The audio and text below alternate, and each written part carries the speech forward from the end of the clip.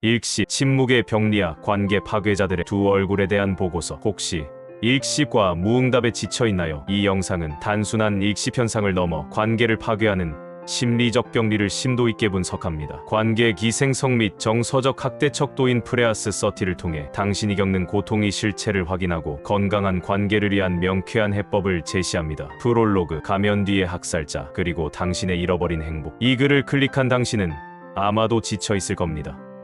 감사, 위로, 격려, 축하. 인간관계의 온기를 구성하는 최소한의 감정적 예의조차 실종된 사막 같은 단톡방에서 당신은 홀로 감정의 오아시스를 파내려 애쓰다 탈진했을 겁니다. 당신의 호의는 무응답이라는 모래바람에 흩어지고 당신의 안부는 읽음 확인이라는 신기루 뒤로 사라졌습니다. 더욱 당신을 절망케 하는 것은 그 디지털 유령들이 현실 세계에서 마주쳤을 때 짓는 그 해맑은 미소일 겁니다. 온라인에서는 당신의 존재를 지워버리던 그들이 오프라인에서는 아무 일 없었다는 듯 생글거리며 다가올 때 당신은 현실 감각의 혼란과 함께 깊은 인간적 혐오를 느낍니다. 그 가증스러운 이중성 앞에서 문제를 제기하는 것은 영린을 건드리는 것이고 당신은 또다시 예민한 사람이라는 굴레를 쓰고 스스로를 검열합니다. 이제 그만해도 좋습니다. 당신의 그 상처와 분노는 지극히 정당하며 병적인 것은 당신의 감정이 아니라 그들의 관계 맺기 방식입니다. 본 보고서는 일십을 현상이 아닌 관계적 병리로 규정하고 그 핵심에 자리한 심리적 기제를 낱낱이 해부할 것입니다. 우리는 그 상습적 일십 행동의 질적 악성도에 따라 당신이 마주한 관계 파괴자의 등급을 진단할 수 있는 정교한 자기점검 목록인 인간관계 기생성 및 정서적 학대 척도인 프레아스 서티를 제시합니다. 이것은 단순한 글이 아닙니다. 이것은 당신의 감정을 위한 법의학 보고서이자 가면 뒤에 숨은 관계의 학살자들을 향한 통렬한 기소장입니다. 이 글을 통해 당신은 상처받은 자신을 구원할 논리와 무기를 얻고 그들은 자신의 행동이 얼마나 추악한 것이었는지 뼈아프게 통찰하게 될 것입니다. 제1부, 관계 파괴의 근원, 정서적 흑사병의 세 가지 핵심 병리. 모든 파괴적인 침묵과 무응답의 기저에는 세 가지 핵심적인 심리적 결핍이 있습니다. 이는 단순한 성격 유형을 넘어 관계를 병들게 하는 정서적 흑사병의 병원체와 같습니다. 우리는 이 세 가지 병리를 관계 파괴자를 진단하는 근본 기준으로 삼습니다. 이들의 행동은 개인의 선택을 넘어 학술적으로 규명된 심리적 문제의 발현임을 명확히 해야 합니다. 병리 1. 호혜성의 결핍, 감정적 소시오패스. 이들은 관계를 거래로 인식하며 감정적 교류를 불필요한 비용으로 간주합니다. 감사, 위로, 축하, 공감 등은 오직 자신에게 이익이 될 때만 선택적으로 수행하는 연기일 뿐입니다. 이들의 세계에서 당신의 감정은 고려 대상이 아닙니다. 학술적 근거, 이는 자기중심성과 공감 능력의 현저한 부족에서 기인하며 심각할 경우 자기의 성격장애, 특히 타인의 인정을 갈구하면서도 내적으로는 타인을 도구로 여기는 취약한 자기의 특성과 맞닿아 있습니다. 이들은 관계를 상호적인 것이 아닌 자신의 필요를 채우기 위한 도구적 인간관계로 간주합니다. 그들의 핵심 행동 특징, 당신의 기쁨, 슬픔, 호의에 대한 철저한 무반응, 오직 자신의 필요가 있을 때만 소통 시도. 병리 2. 책임감의 결핍, 관계의 무임승차자. 이들은 관계가 유지되는 데 필요한 최소한의 의무와 책임을 회피합니다. 집단 속에 숨어 나 하나쯤이야라는 생각으로 소통의 의무를 방기하며 결정의 책임으로부터 도망칩니다. 이들은 관계라는 공동체에 기생하는 정서적 기생충입니다. 학술적 근거, 사회심리학의 고전이론인 사회적 태만, 즉 링겔만 효과는 집단 속에서 개인의 노력이 감소하는 현상을 설명합니다. 또한 위기 상황에서 서로 책임을 미루는 방관자 효과 역시 이들의 행동을 뒷받침합니다. 이들의 침묵은 집단의 익명성에 숨어 개인의 책임을 회피하려는 명백한 기회주의적 행동입니다. 그들의 핵심 행동, 단체 공지 및 질문에 대한 상습적 무응답과 지연, 아무거나 조화를 남발하며 책임 회피. 병리 3.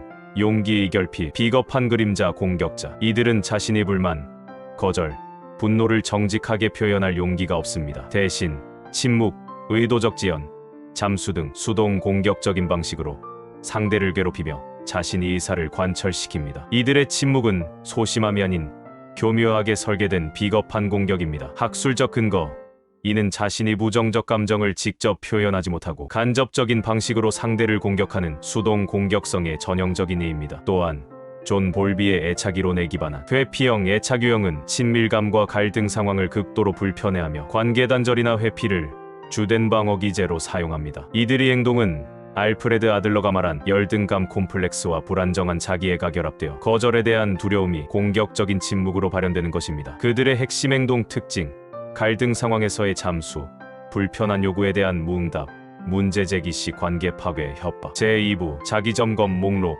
관계 기생성 및 정서적 학대 척도. 프레아스 서티. 이제 당신이 그들로부터 겪고 있는 관계의 병리 수준을 직접 진단해 보십시오. 아래 30개 문항은 단순한 행동이 나열이 아닌 앞서 제시된 3가지 핵심 병리를 기반으로 설계되었습니다. 각 문항을 읽고 당신이 겪고 있는 상황에 해당한다면 체크하십시오. 이것은 당신이 고통을 객관화하고 그 심각성을 학술적 척도 위에서 확인하는 첫걸음입니다. 호혜성 결핍 진단. 감정적 소시오패스 성향. 1. 나의 기쁨인 승진, 생일 등이나 슬픔인 부고, 질병 등을 담은 메시지에 아무런 축하나 위로의 반응이 없는가? 2. 내가 베푼 호혜, 선물, 식사 대접 등에 대한 감사 인사가 없거나 매우 형식적인가? 3. 내가 먼저 안부를 묻기 전에는 절대로 먼저 연락하는 법이 없는가? 4. 대화의 주제가 항상 자기 자신이며 나의 이야기는 듣는 척만 하거나 화제를 돌리는가? 5. 내가 공유한 정보나 유머에는 반응이 없다가 자신이 공유한 것에는 반응을 강요하는가? 6. 내가 어려움을 겪고 있을 때 도움이나 위로 대신 침묵으로 일관하는가? 7. 자신에게 이익이 되는 정보, 경조사비, 부탁 등을 얻기 위한 목적이 아니면 소통을 시도하지 않는가? 8. 나의 성취를 축하하기보다 침묵함으로써 미묘하게 깎아내리는 듯한 느낌을 주는가? 9. 고마워, 미안해, 축하해와 같은 기본적인 감정 표현에 극도로 인색한가? 10. 온라인에서는 철저히 무시하다가 오프라인에서는 비즈니스적으로 필요할 때만 친한 척하는가? 책임감 결핍 진단. 관계의 무임승차자 성향. 11. 모임, 시간, 장소, 투표 등 단체의 의사결정이 필요할 때 항상 침묵으로 일관하는가? 12. 난 아무거나 좋아, 너희 좋은 대로 해라며 결정의 책임을 항상 타인에게 떠넘기는가? 13. 단체 공지사항을 읽고도 확인했다는 최소한의 피드백조차 하지 않는가? 14. 단체 활동의 준비 과정인 정보 수집, 예약 등에는 침묵하다가 결과물만 누리려고 하는가? 15. 자신의 기여가 명확히 드러나지 않는 단체 대화에서는 유령처럼 존재하는가? 16. 나 하나쯤 답안해도 되겠지 라는 태도가 명백하게 느껴지는가? 17. 자신의 침묵으로 인해 누군가 피해를 보아도 책임감을 느끼지 못하는가? 18. 단톡방을 유용한 정보만 얻어가는 눈팅용 게시판으로만 활용하는가? 19. 자신의 무응답에 대해 너무 많은 방에 있어서 몰랐다는 변명을 상습적으로 하는가? 20. 온라인에서는 무책임한 방관자이면서 오프라인 모임에서는 친한 척하거나 호의적인 것처럼 분위기를 연출하려 하는가? 용기 결핍 진단. 비겁한 그림자 공격자 성향. 21. 의견이 대립되거나 불편한 주제가 나오면 아무 말 없이 잠수타는가? 22. 거절하기 어려운 부탁, 못 본 척, 무응답으로 일관하여 내가 재차 묻게 만드는가? 23. 불만이 있을 때 직접 말하지 않고 답장을 몇 시간, 며칠씩 지연시키는 방식으로 티를 내는가? 24. 내가 잘못한 것이 없음에도 그의 침묵 때문에 내가 뭘 잘못했나? 스스로를 검열하게 만드는가? 25. 그의 침묵에 대해 문제를 제기하자 갑자기 분노를 터뜨리거나 말없이 대화방을 나가버리는가? 26. 명백히 그가 사과해야 할 상황에서 사과 대신 침묵으로 버티며 내가 먼저 다가오길 기다리는가? 26. 이별이나 관계의 끝을 고할 때 명확한 설명 없이 연락을 끊어버리는 고스팅을 하는가? 28. 너는 너무 예민하다는 식의 말로 나의 정당한 문제 제기를 나의 성격 탓으로 돌리는가? 29. 다른 사람들에게는 살갑게 대하면서 유독 나에게만 침묵이라는 무기를 사용하는가? 30. 온라인에서는 비겁하게 침묵하다가 오프라인에서는 다수의 편에 서서 강한 척 행동하는가? 진단 결과 당신이 마주한 관계 파괴자의 병리 등 단순히 체크한 개수보다 어떤 영역에 주로 해당하는지가 더 중요합니다. 이는 당신이 겪는 고통의 근원을 명확히 보여줍니다. 레벨 1. 잠재적 파괴자, 관계적 미성숙 단계. 주요 병리, 책임감 결핍, 비앙목 다수해당. 분석.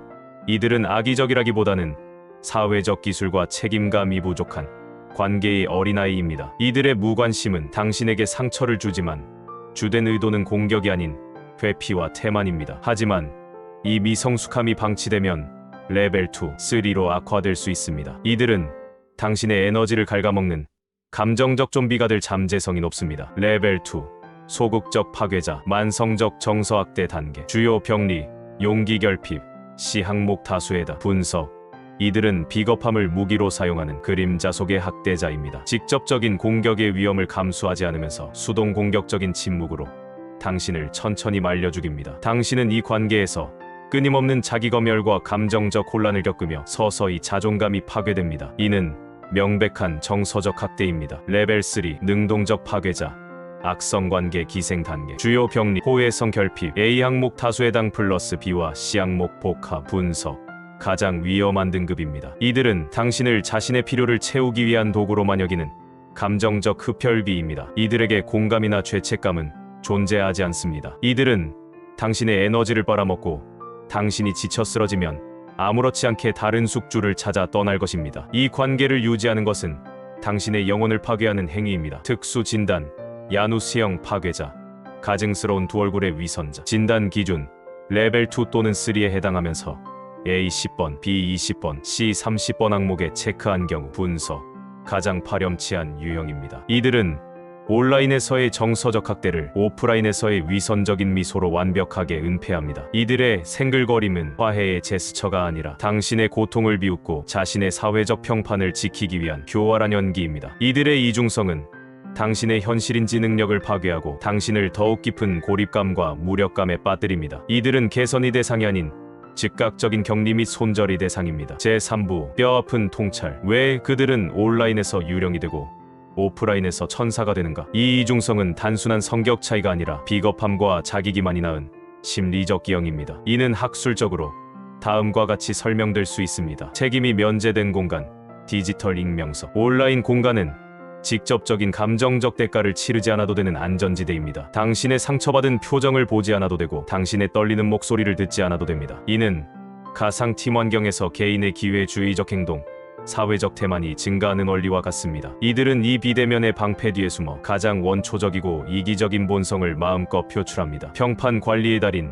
사회적 카멜레온 하지만 이들은 사회적 평판에는 병적으로 집착합니다. 오프라인 공간은 자신의 평판이 실시간으로 평가받는 무대입니다. 따라서 이들은 가면을 쓰고 좋은 사람을 연기합니다. 이는 정신분석학자 도널드 위니카시 말한 거짓 자기의 개념과 유사합니다. 외부의 기대에 부응하는 페르소나를 통해 자신의 불안정한 내면을 감추는 것입니다. 이들의 친절은 진심이 아닌 자신의 이미지를 지키기 위한 생존 전략일 뿐입니다. 스스로를 속이는 자기기만 가장 끔찍한 사실은 이들 중 다수가 자신의 이런 이중성을 인지하지 못한다는 것입니다. 그들은 오프라인에서 연기하는 좋은 사람이 진짜 자신이라고 믿으며 온라인에서의 비겁한 행동은 바빴을 뿐 어쩔 수 없었을 뿐이라고 합리화합니다. 이것이 바로 이들이 개선 불가능에 가까운 이유입니다. 제4부 통쾌한 해방일지 당신의 존엄성을 되찾는 4단계 심리적 방어술 더 이상 그들의 감정 쓰레기통이 되어주지 마십시오. 이제 당신의 존엄성을 되찾을 시간입니다. 이는 감정적 대응이 아닌 심리학적 이론에 기반한 체계적인 자기보호 전략입니다. 1단계 진단과 명명 이것은 학대다. 당신이 겪는 고통에 정서적 학대라는 정확한 이름을 붙여주십시오. 내가 너무 예민해와 같은 말은 당신의 현실 인식을 왜곡하는 가스라이팅에 해당합니다. 프레아스 30 척도를 통해 상대의 행동이 명백한 병리적 문제임을 직시하십시오. 이것은 당신의 잘못이 아닙니다. 2단계 경계 선포 여기까지다. 심리학에서 말하는 건강한 경계 설정은 모든 건강한 관계의 필수 조건입니다. 비난이 아닌 나 전달법을 사용해 당신의 감정과 필요를 명확히 전달하십시오. 내가 나의 안부에 침묵으로 답할 때 나는 무시당한다고 느끼며 더 이상 이런 관계를 지속하고 싶지 않다라고 말할 용기가 필요합니다. 상대의 반발은 당신의 경계가 효과적으로 작동하고 있다는 신호일 수 있습니다. 3단계 에너지 차단 회색 돌이 되어라. 자기애적 성향을 가진 이들은 상대의 격한 감정적 반응을 나르시스 자기애적 공급으로 삼습니다.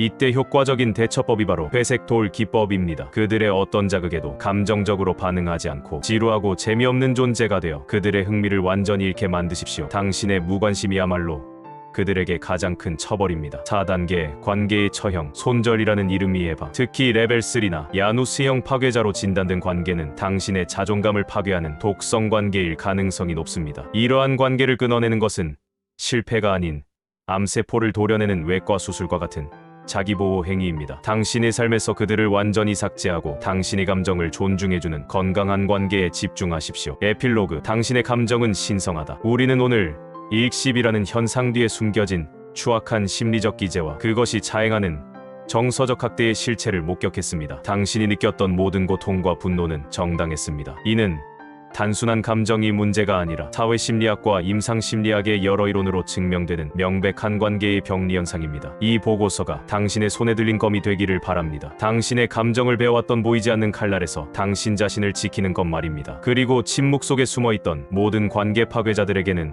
자신의 민낯을 비추는 서늘한 거울이 되기를 바랍니다. 기억하십시오. 당신의 안부를 묻고 당신의 기쁨을 함께 기뻐하며 당신의 슬픔에 함께 울어주는 최소한의 예의조차 없는 관계는 유지할 가치가 없습니다. 당신의 감정은 그 누구도 함부로 무시하거나 짓밟을 수 없는 신성한 영역입니다. 이제 그 신성한 영역을 더럽히는 모든 것들로부터 당신 자신을 해방시키십시오.